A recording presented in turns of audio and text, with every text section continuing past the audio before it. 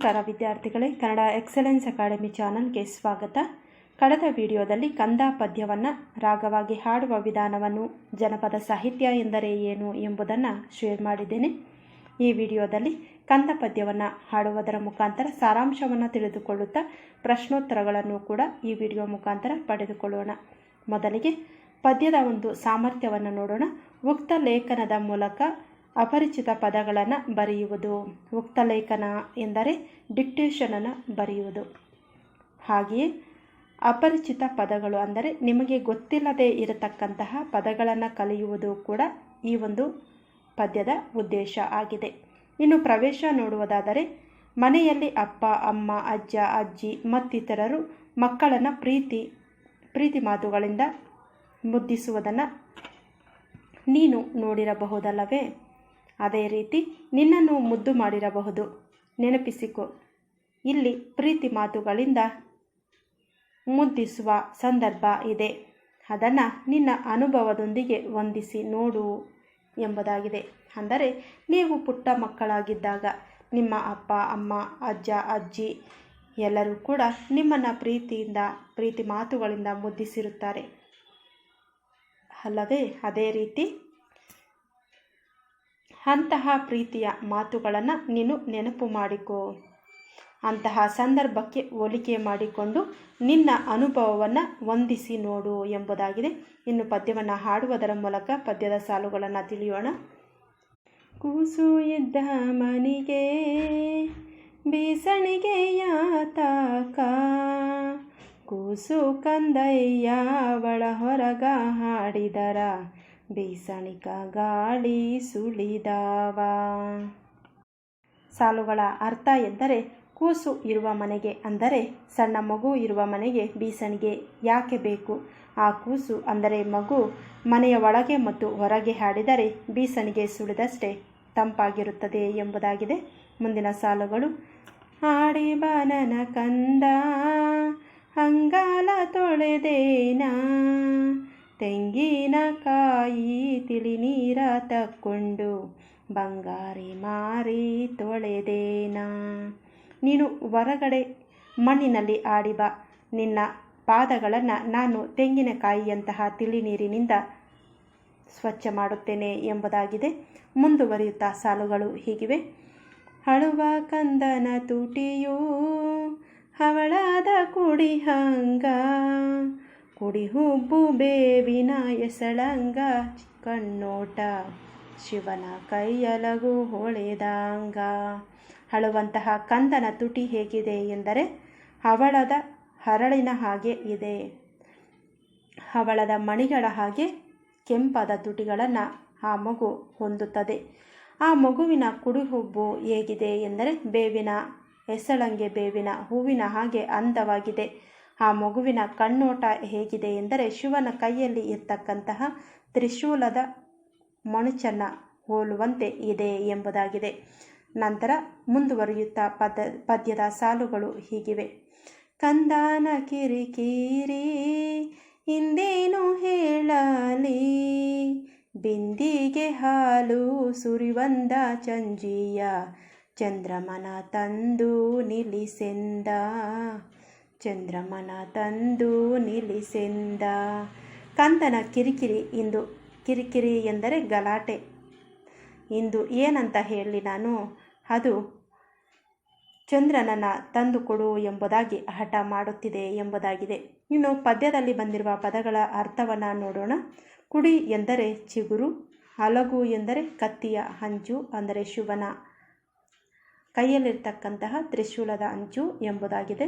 ಎಸಳು ಎಂದರೆ ಹೂವಿನ ದಳ, ಕಿರಿಕಿರಿ ಎಂದರೆ ಕಾಟ, ಬಂಗಾರ ಎಂದರೆ ಚಿನ್ನ, ಚಂಜೀಯ ಎಂದರೆ ಸಂಜೆಯ ಎಂಬರ್ಥ. ಸಂಜೆಯ ಚಂದ್ರನನ್ನು ತಂದು ನನಗೆ ಕೊಡು ಎಂದು ಮಗು ಹಠ ಮಾಡುತ್ತದೆ ಎಂಬುದಾಗಿದೆ. ಇನ್ನು ಟಿಪ್ಪಣಿ ಪದಗಳು. ಬೀಸಣಿಗೆ ಎಂದರೆ ಗಾಳಿ ಬೀಸಿಕೊಳ್ಳಲು ಬಳಸುವ ಸಾಧನ. ಹವಳ ಎಂದರೆ ಒಂದು ಜಾತಿಯ ಕೆಂಪು ಮಣಿ, ನವರತ್ನಗಳಲ್ಲಿ ಒಂದು. ವಜ್ರ, ಮಾಣಿಕ್ಯ, ಮರಕತ, ಪುಷ್ಪರಾಗ, ನೀಲ, ಗೋಮೇಧಿಕ, ವೈಡೂರ್ಯ ಮತ್ತು ಹವಳ ಇವುಗಳೆಲ್ಲವನ್ನು ಸೇರಿಸಿ ನವರತ್ನಗಳು ಎಂದು ಕರೆಯುವುದು. ಮಕ್ಕಳ ಪದಗಳ ಅರ್ಥವನ್ನು ಮತ್ತು ಟಿಪ್ಪಣಿಯನ್ನು ನೀವು ಓದುವುದರ ಮೂಲಕ ಅರ್ಥ ಮಾಡಿಕೊಂಡರೆ ಸಾಲದು, ಅವುಗಳನ್ನು ನಿಮ್ಮ ಪುಸ್ತಕದಲ್ಲಿ ಬರೆಯುವ ಪ್ರಯತ್ನವನ್ನು ಸಹ 2-3 ಸಲ ಮಾಡಿ. ಆಗ ಪದ ಸಂಪತ್ತು ಹೆಚ್ಚಾಗುತ್ತದೆ.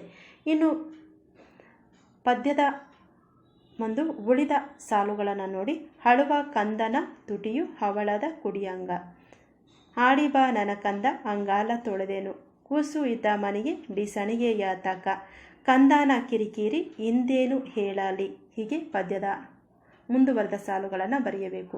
ಇನ್ನು ಒಂದು ವಾಕ್ಯದ ಪ್ರಶ್ನೆಗಳು. ಪ್ರಶ್ನೆ 1. ತಾಯಿಯು ಕಂದನ ಅಂಗಾಲನ್ನು ಯಾವುದರಿಂದ ತೊಳೆಯುವುದಾಗಿ ಹೇಳುತ್ತಾಳೆ? ತಾಯಿಯು ತೆಂಗಿನಕಾಯಿಯ ತಿಳಿ ನೀರಿನಿಂದ ಕಂದನ ಅಂಗಾಲನ್ನು ತೊಳೆಯುವುದಾಗಿ ಹೇಳುತ್ತಾಳೆ. ಪ್ರಶ್ನೆ 2. ಹಳುವ ಕಂದನ ತುಟಿಯನ್ನು ಯಾವುದಕ್ಕೆ ಹೋಲಿಸಲಾಗಿದೆ? ಹಳುವ ಕಂದನ ತುಟಿಯನ್ನು ಹವಳಕ್ಕೆ ಹೋಲಿಸಲಾಗಿದೆ. ಇನ್ನು 4ನೇ ಪ್ರಶ್ನೆ. ಮಗು ಏನನ್ನು ತಂದು ನಿಲ್ಲಿಸೆಂದು ಹೇಳುತ್ತದೆ? ಮಗು ಸಂಜೆಯ ಚಂದ್ರನನ್ನು ತಂದು ನಿಲ್ಲಿಸು ಎಂದು ಕೇಳುತ್ತದೆ. ಇದಾಗಿದೆ ಪ್ರಶ್ನೋತ್ತರಗಳು. ಇನ್ನು ನಂತರ 2-3 ವಾಕ್ಯದ ಪ್ರಶ್ನೆಗಳನ್ನು ನೋಡೋಣ. ಪ್ರಶ್ನೆ 1. ಕೂಸು ಇದ್ದ ಮನೆಗೆ ಬೀಸಣಿಗೆ ಬೇಡ ಏಕೆ? ಕೂಸು ಇರುವ ಮನೆಯಲ್ಲಿ ಮಗು ಮನೆಯಿಂದ ಆಚೆಯಿಂದ ಮನೆಯಲ್ಲಿ ಅಂದರೆ ಮನೆಯ ಒಳಗೆ ಮತ್ತು ಹೊರಗೆ ಹಾಡುತ್ತಿದ್ದರೆ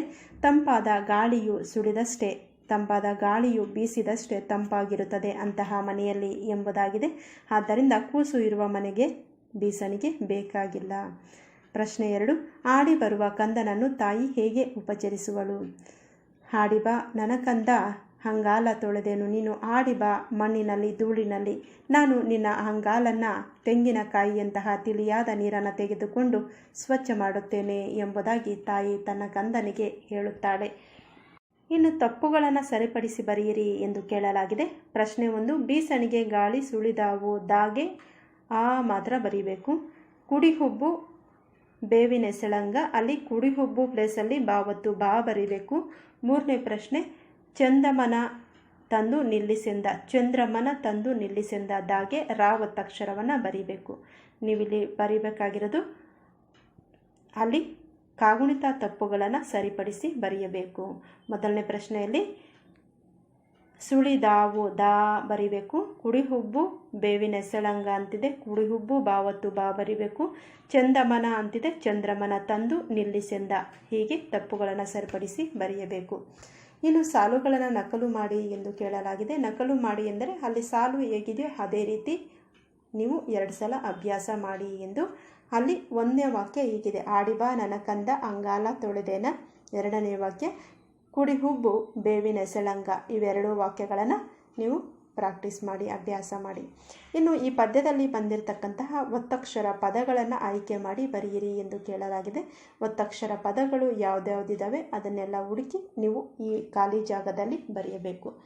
ಸಮಾನಾರ್ಥಕ ಪದಗಳನ್ನು ಬರೆಯಿರಿ. ಮುಂದಿನ ಪ್ರಶ್ನೆ. ಪ್ರಶ್ನೆ 1. ಬಂಗಾರ, ಚಿನ್ನ, ಹೊನ್ನು. ಕೂಸು, ಕಂದ, ಮಗು. ತಾಯಿ, ಅಮ್ಮ, ಮಾತೆ. ಹೀಗೆ ಸಮಾನವಾದ ಅರ್ಥವನ್ನು ಕೊಡುವಂತಹ ಪದಗಳನ್ನು ಬರೀಬೇಕು. ಆನಂತರ ಈ ವಾಕ್ಯಗಳಲ್ಲಿ ಅಡಿಗೆರೆ ಹಾಕಿದ ಪದಗಳಿಗೆ ಗ್ರಾಂಥಿಕ ರೂಪ ಬರೆಯಿರಿ, ಅಂದರೆ ಗ್ರಾಮಾಂತರ ಭಾಷೆಯಲ್ಲಿ ಬರೆಯಿರಿ ಎಂದು ಅರ್ಥ. ಕೂಸು ಇದ್ದ ಮನೆಗೆ ಬೀಸಣಿಗೆ ಯಾತಕ ಎಂದು ಕೇಳಲಾಗಿದೆ. ಮನೆಗೆ ಅನ್ನೋ ಕಡೆ ಮನೆಗೆ. ಬಂಗಾರ ಮಾರಿ ತೊಳೆದೇನ. ಮಾರಿ ಅನ್ನೋ ಕಡೆ ಬಂಗಾರದ ಮುಖ ತೊಳೆದೇನ ಎಂದರ್ಥ. ಆನಂತರ ಬೀಸಣಿಗೆ ಗಾಳಿ ಸುಳಿದವ ಪದವನ್ನು ನಾವಿಲ್ಲಿ ಗ್ರಾಂಥಿಕ ರೂಪ ಇದೆ, ಅದನ್ನು ಸುಳಿದವು ಎಂಬುದಾಗಿ ಬರೆಯಬೇಕು. ಚಂಜಿಯ ಚಂದ್ರಮನ ನಿಲ್ಲಿಸೆಂದ ಎಂದಾಗಿದೆ. ಇಲ್ಲಿ ಸಂಜೆಯ ಚಂದ್ರಮನ ನಿಲ್ಲಿಸೆಂದ, ಸಂಜೆಯ ಎಂಬುದಾಗಿ ಬರೆಯಬೇಕು. ಇಲ್ಲಿ ಪದಗಳಿಗೆ ಗ್ರಾಂಥಿಕ ರೂಪವನ್ನು ಕೊಟ್ಟಿದ್ದಾರೆ, ಅದನ್ನು ನೀವು ಸರಿಯಾದ ಹೊಸಗನ್ನಡ ಭಾಷೆಯಲ್ಲಿ ಬರತಕ್ಕಂಥ ಪದಗಳಲ್ಲಿ ಬರೀಬೇಕು. ಮನೆಗೆ, ಮುಖ, ಸುಳಿದವು, ಚಂಜಿಯ ಎಂದರೆ ಸಂಜೆಗೆ. ಇನ್ನು ವಾಕ್ಯಗಳಲ್ಲಿ ಅಡಿಗೆರೆ ಆಗಿರುವಂತಹ ಪದಗಳ ಗ್ರಾಂಥಿಕ ರೂಪವನ್ನು ತಿಳಿದುಕೊಂಡೆವು. ಮುಂದಿನ ಪ್ರಶ್ನೆ. ಈ ಪದಗಳನ್ನು ಗ್ರಾಂಥಿಕ ರೂಪದಲ್ಲಿ ಬರೆಯಿರಿ. ಗ್ರಾಂಥಿಕ ಎಂದರೆ ಹಳ್ಳಿಯ ಭಾಷೆಯಲ್ಲಿ ಬರೆಯಿರಿ. ಹೊಳೆದಂಗ, ಒಳೆದ ಹಾಗೆ ಎಂಬುದಾಗುತ್ತದೆ. ಕುಡಿ ಹಂಗ ಅಂದರೆ ಉಬ್ಬಿನ ಹಾಗೆ. ಎಸಳಂಗ, ಎಸಳಿನ ಹಾಗೆ. ನೆನೆದಂಗ, ನೆನೆದ ಹಾಗೆ. ಬಂದಂಗ, ಬಂದ ಹಾಗೆ. ಕುಳಿತಂಗ, ಕುಳಿತ ಹಾಗೆ. ಹೀಗೆ ಗ್ರಾಂಥಿಕ ರೂಪದಲ್ಲಿರ್ತಕ್ಕಂತಹ ಪದಗಳನ್ನು ನೀವು ಬರೀಬೇಕು. ಇದಾಗಿದೆ ಪದ್ಯ ಓದುವಿಕೆ ಸಾರಾಂಶ, ಪ್ರಶ್ನೋತ್ತರಗಳು, ಪದಗಳ ಅರ್ಥ ಹಾಗೂ ಗ್ರಾಂಥಿಕ ರೂಪದಲ್ಲಿ ಬರೆಯುವುದು. ವಿಡಿಯೋ ಇಷ್ಟವಾದರೆ ತಪ್ಪದೇ ಲೈಕ್ ಮಾಡಿ, ನಿಮ್ಮ ಗೆಳೆಯರ ಜೊತೆ ಶೇರ್ ಮಾಡಿ. ಮುಂದಿನ ವಿಡಿಯೋದಲ್ಲಿ ಮತ್ತೆ ಭೇಟಿಯಾಗೋಣ. ಧನ್ಯವಾದಗಳು.